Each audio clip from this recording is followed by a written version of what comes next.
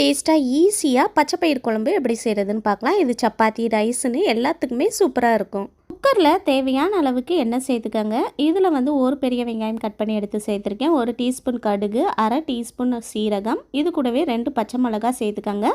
6 பல் பூண்டு நல்ல குட்டி குட்டியாக கட் பண்ணி எடுத்து சேர்த்துட்டு நல்லா வதக்கிடலாங்க.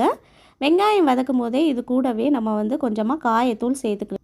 வெங்காயம் நல்லா பொன்னிறமாக வதங்குற வரைக்கும் வதக்கிக்கோங்க. இதில் 2 தக்காளி கட் பண்ணி எடுத்து சேர்த்துருக்கேங்க. தக்காளி நல்லா வதங்குற வரைக்கும் வதக்கி விட்டுறலாம்.